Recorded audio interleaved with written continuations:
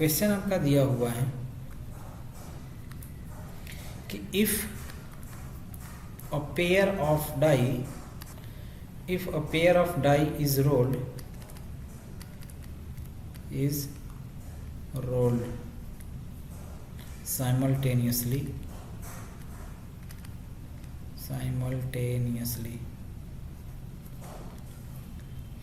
represent the sample space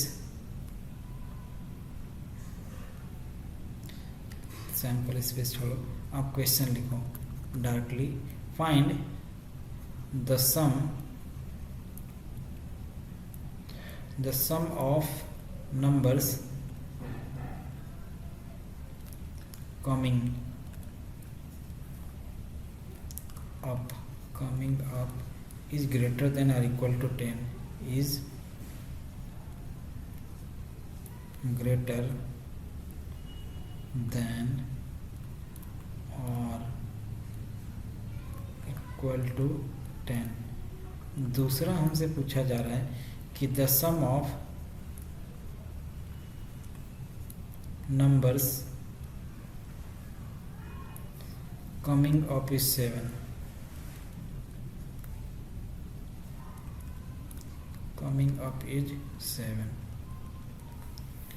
ठीक। If a pair of dice roll simultaneously, क्या बोले, the sum of number coming up is greater than और equal to 10। तो greater than और equal to 10 का मतलब ये हुआ कि अगर मान लो मैं उस इवेंट को ए बोलूँ, तो इवेंट ए को बोलूँगा तो मान लो पहला हमारा नंबर क्या आएगा, 4 6 आएगा, 4 6 आ जाएगा, फिर 6 4 भी आ जाएगा, फिर क्या आ जाएगा 5 5 भी आ जाएगा। ग्रेटर देन और इक्वल टू बोला जा रहा है ना, तो इससे बड़ा ही और नंबर आएगा। तो ये तो हमारा आ गया। फिर इसके बाद ये 10 का आ गया, उससे बड़ा 6 5, फिर 5 6 और फिर 6 6। तो ये हमारा इवेंट ए हो गया। ठीक।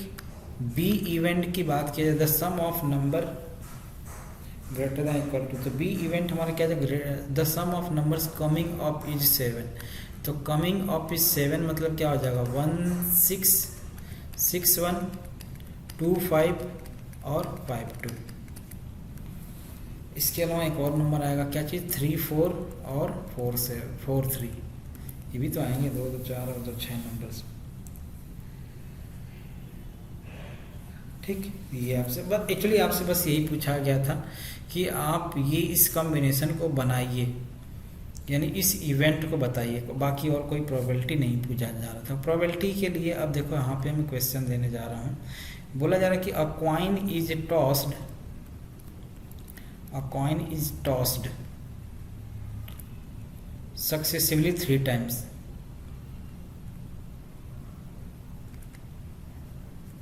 Successively 3 times। Find the probability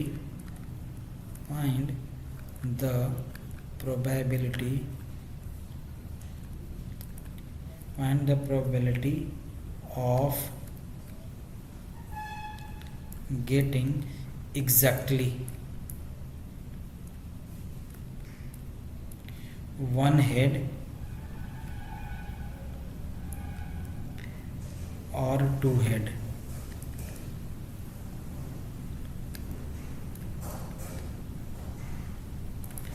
तो ये हमारा क्वेश्चन दिया हुआ है, फाइंड द प्रोबेबिलिटी 1 head और 2 head। तो अगर मान लो मैं किसी भी इवेंट में 3 कॉइन को टॉस करूँगा, तो 3 कॉइन को टॉस करने का जो सैंपल स्पेस हमारा आएगा वो क्या क्या आएगा, या तो तीनों हेड आ जाएंगे, हेड हेड हेड, या पहला हेड, दूसरा हेड, तीसरा टेल, या हेड टेल हेड, या टेल हेड हेड, या टेल टेल हेड, या टेल हेड टेल, या हेड टेल टेल, या टेल टेल टेल। ये हमारा वैल्यू है। अच्छा, ये लिखने का तरीका क्या होता है, कैसे लिखते हैं हम लोग, देखो अगर हम ये 3 कॉइन टॉस कर रहे हैं या 4 कॉइन टॉस कर दिए मानो कभी, या 5 कॉइन टॉस कर दिए, तो उसका तरीका क्या होता है। हमने क्या किया ये देखो ऐसे ही बनाते हैं, 0 0, 4 टाइम्स 0 लिखा और 4 टाइम्स 1 लिख दिया, 1 1 1 एंड 1, फिर 2 0 2 1, फिर 2 0, फिर 2 1, फिर 0 1 0 1 0 1 0 1। मतलब ये हुआ कि मान लो आप इनमें से दो जीरो, तीनों जीरो को मान लो हेड मान लिया और बाकी को आपने टेल मान लिया। तो देखो अगर आप लिखोगे 0 को हेड मान लिया तो हेड हेड हेड, फिर हेड हेड टेल, फिर क्या आया हेड टेल हेड, फिर इसमें आपने मान लिया 0 माना ना तो हेड टेल टेल, यही हमने लिखा है इसी हिसाब से। यहाँ पे फिर क्या लिखा टेल हेड हेड और फिर टेल हेड टेल, फिर टेल टेल हेड और फिर टेल टेल टेल। ये आपका रिपीट नहीं होगा, प्रॉब्लम भी नहीं आएगा, आप इस तरीके से कैलकुलेट भी कर सकते हो। अगर मान लो आपके पास 4 कॉइन आ गए तो 4 कॉइन के लिए आप क्या करोगे 0 0 0 0, फिर 0 0 0 0, फिर 1 1 1 4, 8 टाइम्स 0 8 टाइम्स 1 बना लिए 4, फिर 4 1 1 1 1 ऐसे, और फिर 4 4 टाइम्स लिखते चले जाइए, फिर 1 1 1, फिर 0 0 0 0 1 1 1 1 ऐसे, फिर इधर 0 0 1 1 0 0 1 1 0 0 1 1 0 0 1 1, फिर 0 1 0 1 0 1 0 1 ऐसे लिखते चले जाओ। और जब या तो आप 0 को हेड मान लो या 0 को टेल मान लो और उसी हिसाब से आप इसको लिखते चले जाओ, आप आराम से लिख सकते हो। ठीक, तो इसमें कन्फ्यूज़न नहीं होगा, ये लिखने का तरीका होता है और आपको टाइम भी नहीं लगेगा और प्रॉब्लम रिपीट होने का या इसमें टेंशन ही रहेगा कि कौन सा भूल गया कौन सा ये हो गया। ठीक, तो हमारा ये हमने लिख लिया। अब हम लोग बात करने जा रहे हैं, इसमें हमारा क्या था क्वेश्चन, हमारा ये था इवेंट क्या बोला जा रहा था, find the probability of getting exactly 1 head और 2 हेड। तो 1 हेड या 2 हेड कहाँ कहाँ मिल रहा है, देखो 1 हेड या 2 हेड कहाँ मिल रहा है, एक तो यहाँ मिल रहा है 2 हेड, यहाँ हेड 1 हेड या 2 हेड, तो ये भी है ये भी है ये भी है, तो यहाँ 3 हेड आ रहा है यहाँ 3 हेड, तो इन दो को छोड़ करके हमारे पास कुल हमारा कितना आया NE। अगर इवेंट की बात करोगे तो NE 6 आ गया और NS कितना आ गया 8 आ गया, तो probability of that event will be NE divided by कितना होता है NS होता है, यानी 6 डिवाइड बाई 8 होता है, यानी 3 डिवाइड बाई 4। ये हमारा आंसर हो जाएगा। ठीक, next question, if a leap year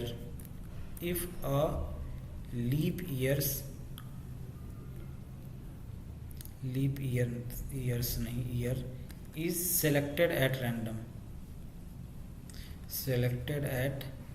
random, what is the chance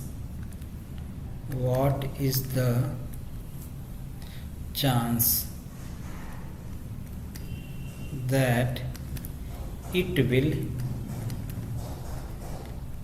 have 53 Sunday? It will have 53 Sundays. It will have 53 Sunday. ठीक, अच्छा सबसे पहली चीज़ तो ये कि लीप ईयर क्या होता है। लीप ईयर को आप अगर डिफाइन करोगे, मतलब अगर मैथ्स की लैंग्वेज में डिफाइन करोगे तो द नंबर्स या द सन विच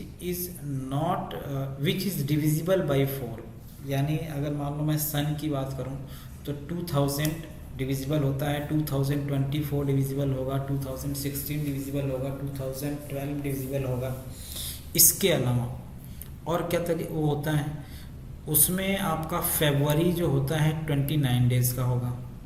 ठीक, दूसरी चीज़, मतलब पहली चीज़ तो आप 4 से डिविजिबिलिटी चेक करोगे, दूसरी चीज़ फरवरी 29 डेज़ का होगा, तीसरी चीज़ जो हमारा होता है वो होता है जनरली जो ईयर होता है 365 डेज़ का होता है। लीप ईयर में क्या होता है, एक दिन फरवरी की वजह से बढ़ जाता है, तो टोटल हमारा कितना हो जाएगा 366 डेज हो जाता है।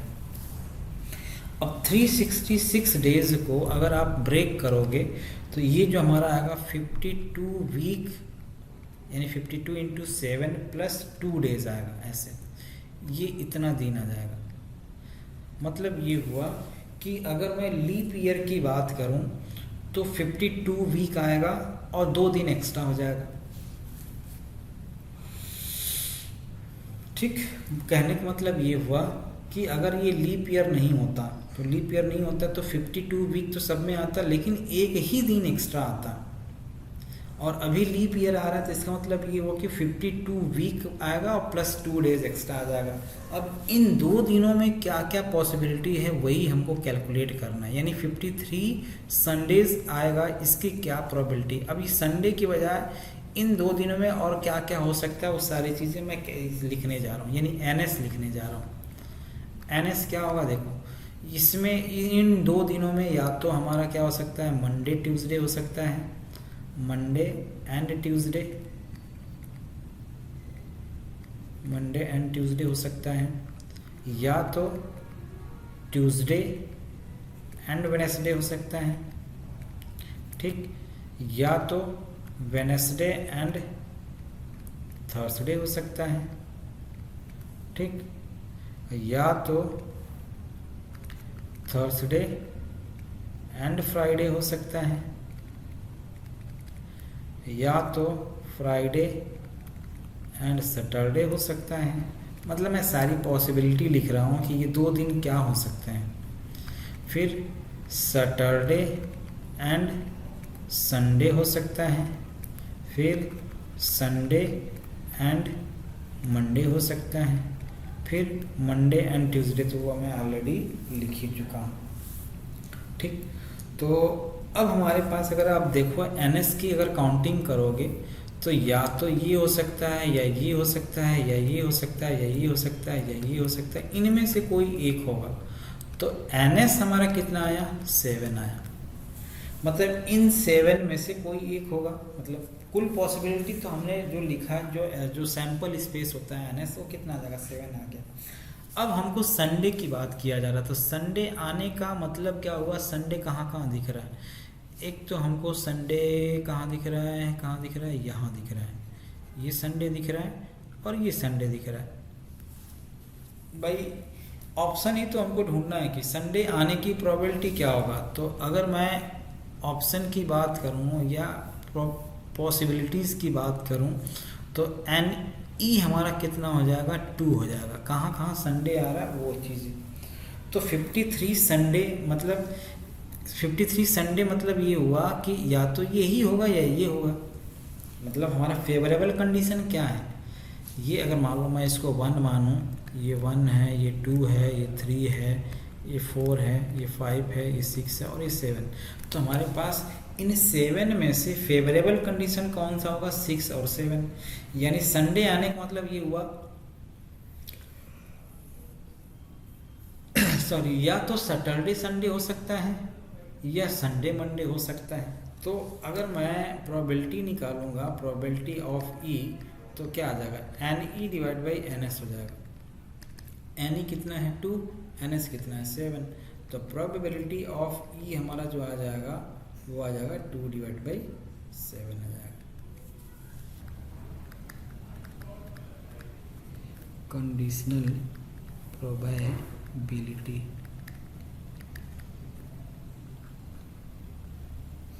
कंडीशनल प्रोबेबिलिटी क्या होता है कि जैसे मान लो अगर मैं क्या बात करूं इसके कंडीशनल प्रोबेबिलिटी का, तो कंडीशनल प्रोबेबिलिटी में हम लोग कैलकुलेट करते हैं ऐसे। डिफिनीशन की अगर मैं बात करूं तो probability of A divide by B ऐसे रिप्रेजेंट किया जाता है। इसका मतलब होता क्या है कि probability of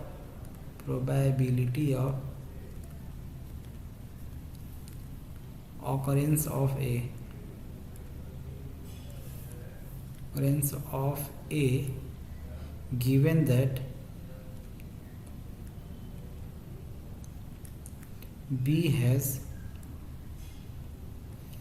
already occurred,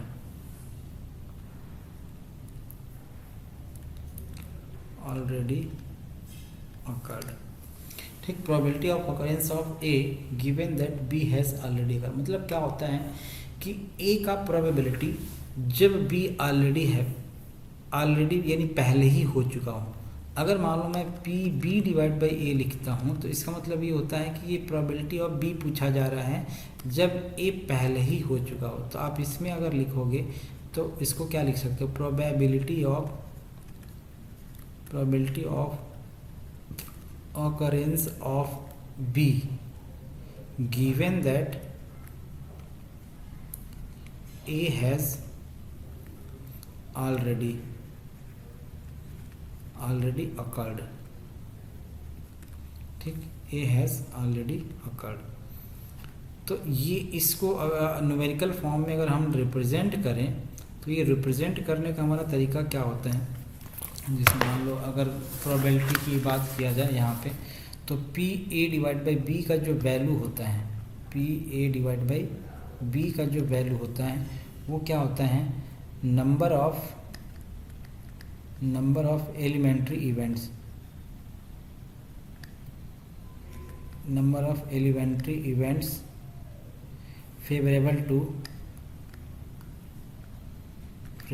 favourable to A intersection B divided by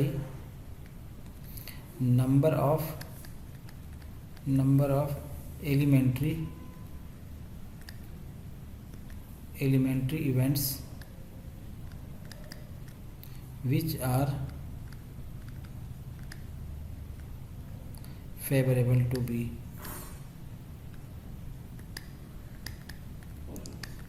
favorable to B, ठीक।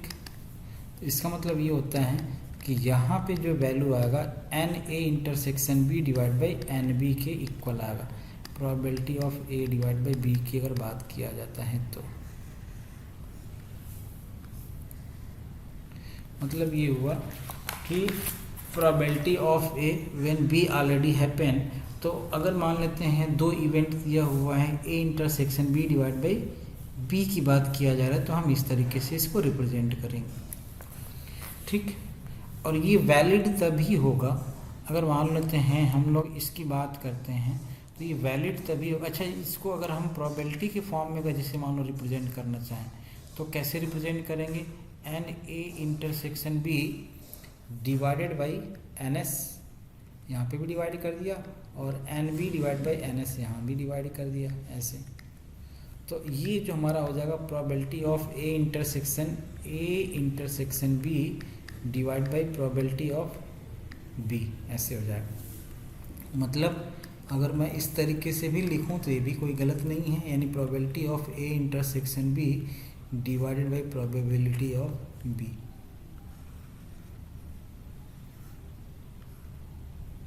ठीक, और इसके अलावा ये तभी वैलिड होगा जब बी यानी डिनोमिनेटर वाला टर्म्स हमारा क्या हो, जीरो नहीं आना चाहिए।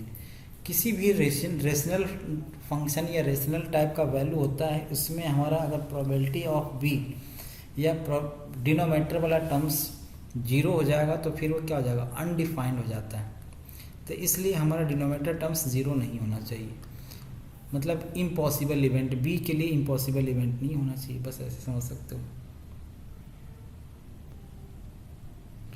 अगर मान लिया अब इसी में कई बार हो सकता है कि हो सकता है क्या चीज़ नोट करके आप बोल सकते हो कि अगर मान लो ए इंटरसेक्शन बी का वैल्यू 5 हो, 5 यानी मान लो 0 हो गया, तब क्या होगा, तो बस ए इंटरसेक्शन बी का वैल्यू अगर मान लो 5 आएगा तो फिर वैसे केस में हमारा ए कंडीशनल प्रोबेबिलिटी अगर आप निकालोगे तो ये फिर हमारा क्या आ जाएगा, 0 हो जाएगा अगर इसमें आप पुट कर देते हो तो, और क्या होगा। ठीक है, अच्छा इसी वाले कंडीशन के लिए अगर मान लो मेरे को ऐसे निकालना हुआ, मान लो ए यूनियन बी दिया हुआ है और डिवाइड बाई एफ दिया हुआ। एफ मतलब मान लेते हैं एक इवेंट हमारा ए यूनियन बी दिया हुआ है और डिवाइड बाई एफ मतलब ए यूनियन बी का वैल्यू कैलकुलेट करिए, यानी probability of A union B when F is already happen. तो ऐसे केस में जब आप इसको कैलकुलेट करोगे तो ये हमारा वैल्यू कुछ ऐसे आ जाएगा, A by F plus probability of B divide by F. ऐसे भी आप निकाल सकते हो। ठीक, बेसिकली आप पहले वाले को ही याद रखो, ज़्यादा अच्छा है। अच्छा, इसके अलावा ये सारी चीज़ें पहले वाले को याद करने का मतलब ये हुआ कि आप सिर्फ इसको ये याद रखो, ये सब नहीं भी याद रखोगे तो कोई दिक्कत नहीं, आप इसको याद रखो बस। ये हमारे काम की चीज़ें हैं। तो अब जैसे मान लो हम लोग बात करते हैं, एक चीज़ हमारा बीच में और छूट गया था। क्या चीज़? कभी भी हम प्रोबेबिलिटी का जो किसी इवेंट के होने और न होने का सम, जैसे ये होने का है और न होने का जो सम होता है वो हमेशा ई होता है। यानी अगर मान लेते हैं हमको ये पता है कि कोई इवेंट यानी किसी प्रोबेबिलिटी के होने का जो वैल्यू होता है, मतलब जो प्रोबेबिलिटी होता है उस इवेंट के होने की प्रोबेबिलिटी जो होती है और न होने का जो प्रोबेबिलिटी होता है, दोनों का सम हमेशा 1 आएगा। तो अगर मान लेते हैं हम किसी इवेंट की प्रोबेबिलिटी हमको पता है तो उसके न होने की प्रोबेबिलिटी क्या आ जाएगा? 1 माइनस पी ई डैश, यानी न होने का प्रोबेबिलिटी मतलब ऐसे निकालो, P E dash is equal to 1 minus P E हो जाएगा। ये हमारा होता है। ठीक, तो इस चीज़ का आप ध्यान रखिएगा। नेक्स्ट चीज़, अगर मान लो अभी इनसे रिलेटेड कंडीशनल प्रोबेबिलिटी से रिलेटेड हमारा कुछ क्वेश्चन दिया हुआ है। क्या दिया हुआ है? बोला जा रहा है कि अगर पी ए का वैल्यू 5/13 है, पी बी का वैल्यू 7/13 है और पी ए इंटरसेक्शन बी का वैल्यू 2/13 दिया हुआ है, तो हमसे क्या पूछा जा रहा है कि probability of A when B already happen and P probability of A union B का वैल्यू क्या होगा। ठीक, तो ये हमसे पूछा जा रहा है। तो हम लोग क्या करते हैं, पहले तो ए यूनियन बी हमारा वैल्यू दिया हुआ है, पहले हम इसको कैलकुलेट कर लेते हैं। ए डिवाइड बाई बी का वैल्यू कैसे निकालेंगे? P A intersection B divide by P B क्या आ जाएगा? ए इंटरसेक्शन बी यानी आपका वैल्यू हो जाएगा 2/13, पी बी का वैल्यू हमारा दिया हुआ 7/13, 13 से 13 कैंसिल हो जाएगा, क्या मिलेगा? 2/7 आ जाएगा। ए यूनियन बी हमको निकालने आता ही है। ए यूनियन बी का वैल्यू क्या होता है? P A plus P B minus P A intersection B. तो पी ए का वैल्यू, पी बी का वैल्यू आपको 7/13, ठीक, और ए इंटरसेक्शन बी का वैल्यू आपको पता है कितना है? 2/13 है, तो यहाँ 2/13 रख दिया, तो कितना आ जाएगा? 12 - 2 यानी 10/13 आ जाएगा। 10/13 ये हमारा आंसर हो जाएगा। ठीक, इस तरीके से आप इसको कैलकुलेट कर सकते हो। अब देखो, जो क्वेश्चन हमारा इससे पूछा जाता है, ये तो मान लो हमने न्यूमेरिकल वैल्यू आपको ऑलरेडी बस दे दिया। जो क्वेश्चन कंडीशनल प्रोबेबिलिटी से पूछा जाता है वो कैसे पूछा जाता है? देखिए, a die is rolled, a die is rolled if the outcome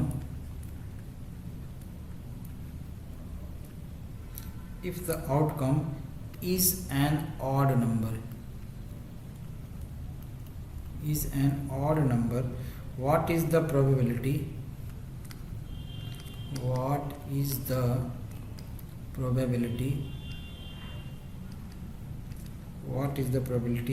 that it is prime, ऐसा हमसे पूछा जा रहा है। तो अगर मान लो एक डाइस रोल किया जा रहा है, ठीक, सलूशन इसका देखिए, सलूशन हम लोग कैसे निकालेंगे। मान लो डाइस रोल करोगे तो हमारे पास क्या क्या ऑप्शन है? 1 2 3 4 5 एंड 6 ये ऑप्शन आएगा। इवेंट ए की क्या बात की जा रही है? इवेंट ए अगर मान लो हम मानते हैं, ए को हम क्या मानेंगे? If the outcome is an odd number, तो आउटकम ऑड नंबर मतलब क्या आ जाएगा? 1 3 एंड 5। ठीक, इवेंट बी की हमसे बात किया जा रहा है। इवेंट बी हमारा क्या होगा? गेटिंग अ प्राइम नंबर, तो प्राइम नंबर हमारा क्या आ जाएगा? 2 3 एंड 5 आ जाएगा, 2 3 एंड 5। फिर इन दोनों में ए इंटरसेक्शन बी अगर मान लो मैं कैलकुलेट करूँगा तो हमारा नंबर क्या आएगा? 3 आ रहा है और 5 आ रहा है, तो 3 एंड 5 आ जाएगा। ठीक, तो 3 और 5 मामला हमने दोनों में कॉमन आ गया। अब हमसे पूछा क्या जा रहा है, what is the probability that it is prime.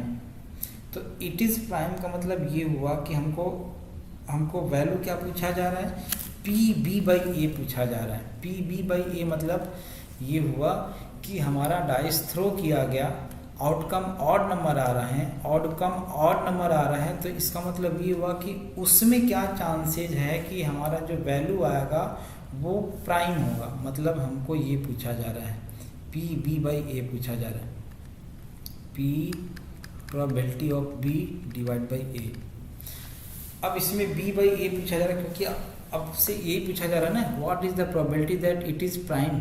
तो प्राइम की प्रोबेबिलिटी निकालने बोला जा रहा है ना, इसकी प्रोबेबिलिटी यानी ये आने के क्या चांसेस हैं, क्योंकि आउटकम हमारा क्या आ रहा है, ऑड नंबर आ रहा है, तो इन ऑड नंबर में से प्राइम नंबर क्या होगा वो हमसे पूछा जा रहा है, जो कि पहले ही हो चुका है, उसमें से ये आएंगे वो क्या चांसेस है, माने इन ए में से प्राइम नंबर आएगा वो क्या चांसेस है।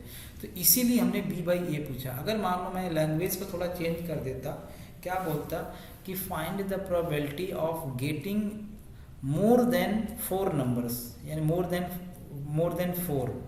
तो मोर देन 4 मतलब बी का जो वैल्यू हमारा आता क्या आता, 5 और 6 आ जाता। तो 5 और 6 में फिर हम लोग क्या निकालते, बी बाई ए निकालते, लेकिन बी का वैल्यू हमारा 5 और 6 आ जाता। उस समय इंटरसेक्शन में हमारा वैल्यू क्या आता, सिर्फ और सिर्फ 5 आता। तो यही हमको कैलकुलेट करना है। तो मान लो अगर प्रोबेबिलिटी आप निकाल रहे हो तो क्या आएगा, यहाँ आपका आ जाएगा 2/6 आ जाएगा। ए इंटरसेक्शन बी का वैल्यू 2/6। 2/6 क्यों, यहाँ N of A intersection B अगर आप निकालोगे, N of A intersection B निकालोगे तो ये कितना आएगा, 2 आएगा। एन बी कितना आएगा, 3 आएगा। एन ए कितना आएगा, 3 आएगा। तो probability of A intersection B कितना आ जाएगा, 2/6 आ जाएगा। और प्रोबेबिलिटी ऑफ ए कितना आएगा, वो आ जाएगा 3/6। तो 6 से 6 कैंसिल हो जाएगा, 2/3 आ जाएगा। तो ये हमारा वैल्यू आ जाएगा 2/3। और एक चीज़ और आपको ध्यान रखना है, जब भी आप प्रोबेबिलिटी कैलकुलेट कर रहे हो तो इस प्रोबेबिलिटी का वैल्यू लाइज बिटवीन 0 और 1 होना चाहिए, जो कि मैं पहले ही बता चुका हूँ। 0 और 1 के बीच में आना चाहिए। ठीक, नेक्स्ट आ जाते हैं। नेक्स्ट इसी से रिलेटेड एक क्वेश्चन और देख लेते हैं। क्वेश्चन दिया हुआ है कि a die is rolled twice, a die is rolled twice and the sum of the numbers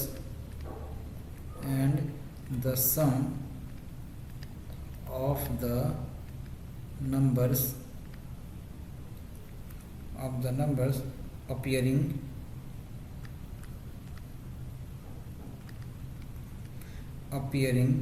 is observed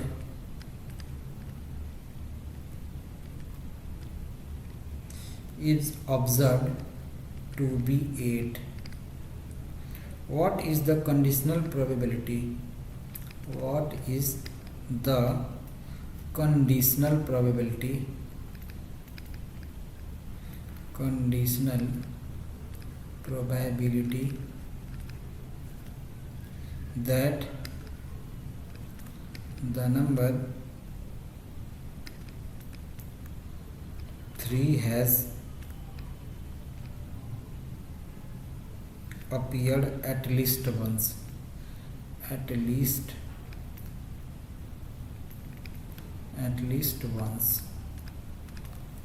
Number has appeared at least once. ठीक, अब देखो इसमें क्या बोला जा रहा है कि अगर मैं ए की बात करूं, किसी इवेंट ए की बात करूं, तो अ डाई इज रोल्ड ट्वाइस मतलब हमारा एनएस का वैल्यू कितना हो जाएगा, 36 हो जाएगा। And the sum of the number appearing is observe to be 8। तो उसको ए को मैं मान लेता हूँ, वो क्या जाएगा, ए जो इवेंट ए है उसको मान लेता हूँ ए, यानी जिसमें सम हमारा क्या आना चाहिए, 8 आना चाहिए। तो 6 2 2 6 3 5 5 3 4 4, ठीक, ये आएगा। और क्या आएगा, बस यही आएगा। तो ये एन ए कितना आ जाएगा इसमें, इस केस में 2 2 4 और 1 5 आएगा। ठीक, एन बी या बी अगर मानो मैं इवेंट बी को मानता हूँ, क्या होगा, what is the conditional probability that the number 3 has appeared at least once. At least one का मतलब ये हुआ कि या तो पहली बार में आए या दूसरी बार में आए। तो मान लेते हैं हमने ले लिया 1 3 2 3 3 3 4 3 5 3 एंड 6 3। ठीक, उसके बाद आएगा इधर 3 1 3 1 3 2 और फिर 3 4 फिर 3 5 एंड 3 6। तो यहाँ पे जो हमारा वैल्यू आएगा, यहाँ पे कितना आ जाएगा, कितने डिजिट आ जाएंगे, 11 1 2 3 4 5 6 7 8 9 10 11 आ रहा है। यानी एन बी का वैल्यू कितना आ रहा है, 11 आ जा रहा है। अब इसमें आप अगर ध्यान से देखो तो इन दोनों में कुछ कॉमन भी मिल रहा है। एन ए इंटरसेक्शन बी में हमारा वैल्यू कुछ कॉमन मिलेगा। कौन कौन सा कॉमन मिल रहा है, जहाँ 3 आ रहा है, 3 5 और 5 3। तो 3 5 एंड 5 3 हमारा क्या है, कॉमन दिख रहा है। और ये कितना वैल्यू आ रहा है, ये ए इंटरसेक्शन बी है। एन ए इंटरसेक्शन बी का वैल्यू कितना आ रहा है, 2 आ रहा है। ठीक, तो अगर मान लो हमको कैलकुलेट क्या करना है, 3 has appeared at least once का मतलब ये हुआ कि हमको कैलकुलेट करना है what is the conditional probability, यानी probability of B divide by A हमको कैलकुलेट करना है। ठीक, तो बी डिवाइड बाई यानी किसका प्रोबेबिलिटी पूछा जा रहा है, तो इस बात पे डिपेंड करता है। तो पी बी बाई ए आपसे पूछा जा रहा है। तो पी बी बाई ए का मतलब ये हुआ कि आप निकाल लो P B intersection A divide by P A, और पी बी बाई ए यानी प्रोबेबिलिटी ऑफ इतना, तो यानी 2 divide by 36 A intersection P B intersection A और ए इंटरसेक्शन में एक ही होता है। 2 डिवाइड बाई 36 और ए का वैल्यू कितना है, 5, तो 5 बाई 36 36 कैंसिल हो जाएगा, 2 बाई 5 आपका वैल्यू आएगा। तो ये हमारा आंसर हो जाएगा। ठीक, तो इतना आपको सफिशिएंट है ना। एक क्वेश्चन बस मैं दे देता हूँ, आप ट्राई कर लेना। क्वेश्चन हमने क्या दिया कि इन अ क्लास, इसी से रिलेटेड है, in a class 30% students, very important question, 30% student study English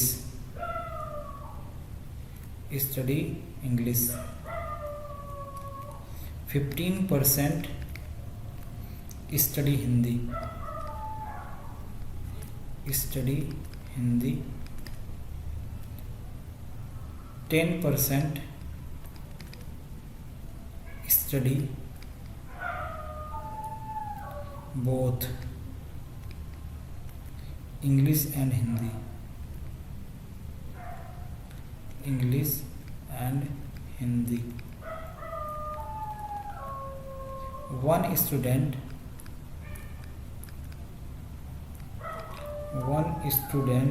is selected at random,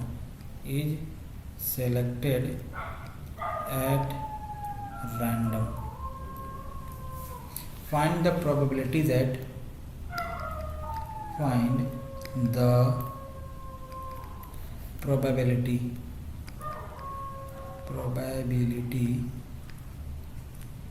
that point number 1, he studies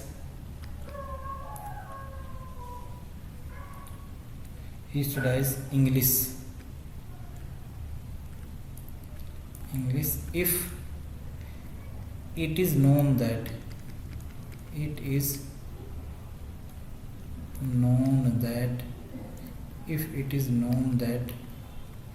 he studies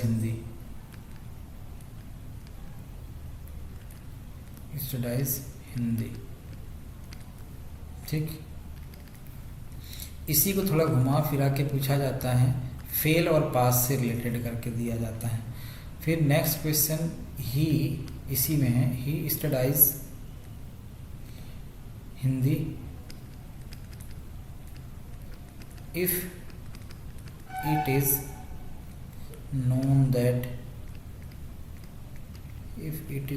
that he studies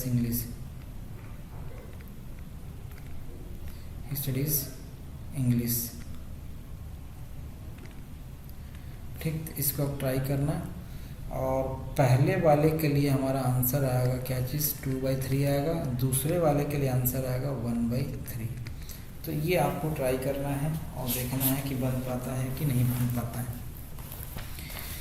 ठीक।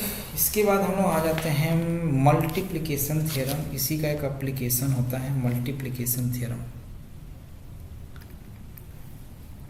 ठीक। तो नेक्स्ट आप हेडिंग डालोगे